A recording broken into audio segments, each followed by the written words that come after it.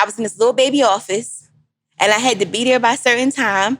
I don't even work productively until 1 p.m. Why do I have to show up at 11? Right. And I made them allow me to have a work schedule that started at 11. That's the latest they would go. Because I'm like, well, why do I got to be here at 9? I'm like, I don't even like people at 9. It's not my best time. And I showed them, I said, my numbers were better because you start letting me come at 11. It was true. I don't know if I was just being whatever. And then they changed it to allow new people everyone to work. I was doing a lot of things that was real. But the biggest compliment is when I left that job, the college president, he always was very supportive. He said to me, he called me in with me before I left, which is not normal. He said, when I met you, I knew you were going to be either a business owner or a college president. And I said, you knew that? And then Dave, I got mad. Like real mad in my car on the way home. Ain't nobody tell me that when they first met me. You could have told me that a long time ago and saved me 6 years of my life here. But it was a process, so it's been good. So the jobs would create something for your Black Girl Magic. Yeah, that's before the term Black Girl Magic. I used to float around there like, today we're going to, and then I would be the person that had to speak in front of all the big groups that would come. Go do this, and then they wouldn't have to prep me. I would just be on. I didn't know that that's a skill. You can 100%. Monetize that. So then it's so funny. I feel like God put me through a boot camp, if that makes sense. The job was the boot camp. All the systems that I learned and created there, I implemented in my business. And then there was this strange year right before the business popped off that I was serving at my church, which is a mega church in Philly. Shout out to E9 Tabernacle. And I was on the education board. It was $1 million budget. I remember thinking to myself, I better learn how to manage $1 million now. But these were all the thoughts that I was going through. So I took it very serious. Had to, be in front of the congregation, hundreds of people, parents, let's go. It was just real. I call it, you could just see the boot camp. So when the business popped off, it wasn't a if, but it was a when. I knew that I was going to be okay. Because literally everything that I had to come up against, I did that last year. I did it the year before. Yeah. All you got to do is, so that was really good. Wow. Yeah. But you knew when we create something, it's volatile. So if there's layoffs, this new position is going to have to go. And you can't lay my gift off. So I just knew that if you...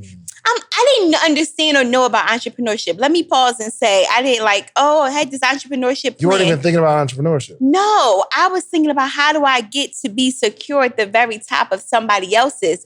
Entrepreneurship was never on the radar, ever. Because actually, if you know me in real life, I'm very okay, tell me the statistics. I'm getting better with that because I know entrepreneurship, there is nothing that's for sure. Right. I struggle with that. Nehemiah, the one you interviewed, Nehemiah Davis, he was like this is before he popped. Let me just say this. Y'all not going to get on the same way. I remember. Yeah, we were freaking frat till 3 a.m. He's like, Sonia, you got to let go of that. 3 a.m. I'm like, Vina, his wife. I said, Vina, I just, can talk to him a little more. It was like this boot camp. He's like, don't go to sleep. So you make 300 today. I'm like, I'm at 250. So I would go to sleep. So I couldn't make 300 a day now, Dave. My God. Right. Nothing could get paid with that. right. Humbly. Because everybody, there's payroll now. There's, sure. But that was my marker. And I would never forget. He was like, what is this? He's like, you going back to work?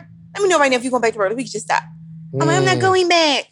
And then it really took me until 2018 where I'm like, I can't go back. Yeah. But 16, 18, I don't know. Yeah. Could have won a couple raise. So walk me through the transition of leaving your job to be this student loan hero. Oh, yeah. I had to leave because it wasn't enough hours in the day. So, okay. The appointments were coming in. At this time, I was pricing myself very cheap. I'm sorry. I'm speeding.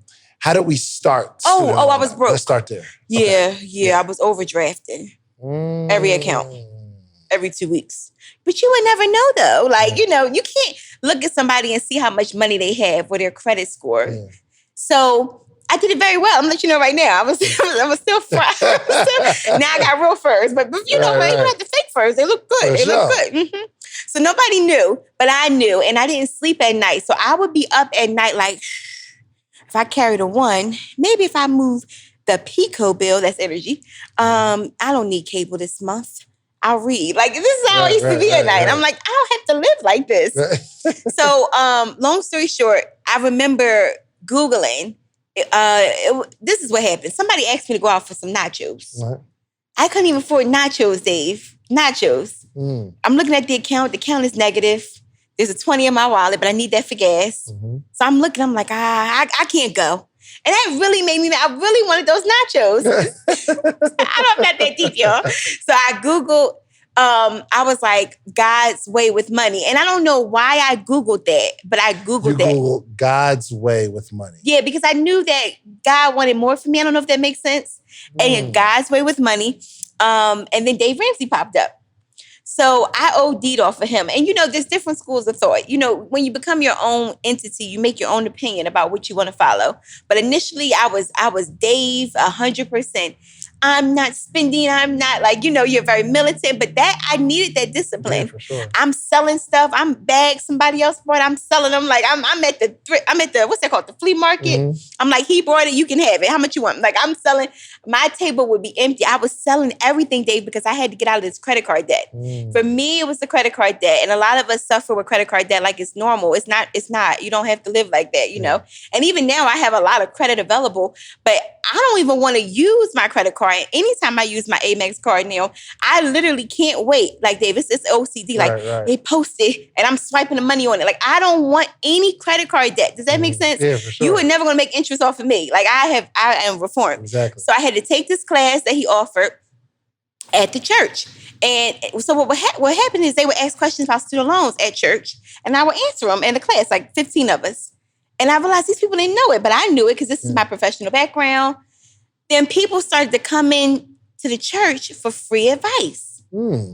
Now, I did it about 2 times. All right. But now Jesus still ain't telling me to do anything for free. I'm like, Lord, I didn't hear that message. So I said, well, here's what we'll do. I said, we want to respect the Lord's house. Let's meet at Corner Bakery. I said, $25. I didn't know what to charge people. Now, here's what I will say. Let me pause because somebody's watching this. Like, I remember, so I was a beast in Mary Kay. Oh, word. Oh, my God. I had to pay for grad school. So, again, it wasn't entrepreneurship, though, to me. It was just a hustle. Right. So, with my Mary Kay, I was number 1 in the city, 15 women under me. I had the car. No, let me back up. I didn't have the car. I didn't want the car, Dave. I wanted the money that they give you to the car. So I could so you got the promotion for the car, but you didn't want the car. You was like, yo, just give me the bread. Yeah, so give me the bread. And I'm going to pay off my car. And my director was so mad. You've got to have the Mary Kay car to show others. I get marketed now. Yeah. Ma'am, I'm trying to show others that I'm not getting repoed. Like, what are you talking about? I have some things to do. Right. So that went on for a while. You could call me at midnight. I pull up with the makeup for you. I mean, it was getting real radical out here. I would be in Rite Aid Day, walking up on people. Like, I got something better. Follow me outside. A year ago, somebody walked up on me in Rite Aid, walked up on me and was like, you still got that Mary Kay? Wow. And I'm not known for that anymore. So I'm like, oh my God, no, man. Was this while you had your job or after you left? While I had my job. Yeah, so I was doing both.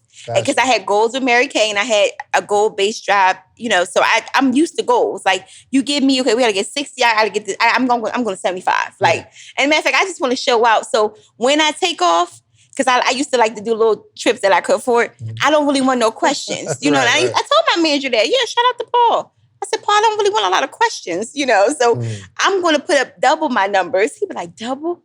I said, yeah, because just in case if somebody else falls short, they would look at me like I was an anomaly. But nobody ever told me no or anything because why would you tell me no? Right. And I never forget, I have to digress from this because this is a lot for women to listen and learn to because women don't ask their worth. I'll never forget when I was at that job, I remember I was doing way more than everyone in that department. And I said, I got to get paid more. I've got these student loans to pay for. I started writing out my list. And then I started looking down the street at another job that was hiring same position. They were paying 10 more. So I printed it out. And I went to my manager. I said, we need a meeting. He said, do you want to schedule? I said, right now. I was real radical, Dave. And I was like, I need 10,000 more. I said, I have to go here. I said, they want me. I mean, like, it was a buzz. If you knew, you knew. And he was like, you just going to leave? I said, well, I love y'all. I really do. Right. And he was like, I said, but let's just call HR. Let's see what we can do. I said, because the raise that's coming at the end of the year is 2,000 more. We'll still be short 8. Yeah. I said, I can't live like that. I mean, like, it was radical. I had no filter. I was sweet about it, but I was very concerned. So you concerned, right? Right. He said, just go back to your desk. He was like, and let me see what I can do. So then the other young lady, my other boss, she pulled me in. She said, well, what's going on? I said, well, I tell you.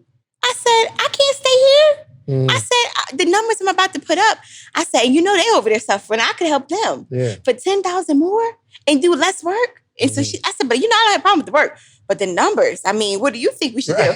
So she closed the door and she was like, yes. She like she couldn't come tell me to do that. Does that make sense, Dave? Yeah, for sure. And she was like, I'm gonna get you some more money. You just stay tight, you smile all day. She was like, if the president comes your way, she was coaching me. It turned into a coaching session. She said, you just look very pleasant. Because I looked concerned. So I had to turn to pleasant. You know. And black women look concerned at the office is not good. So long story short, get back all day. They was quiet. It was a little movement. The president, he done went to the bathroom 6 times that day. Like, because you see everyone's route to the bathroom. And then they come back. I never forget, about 4:45. She was like, so I remember payday was like 3 days away. She said, on your next pay, you're going to see this much more. She's like, it's effective today. Wow.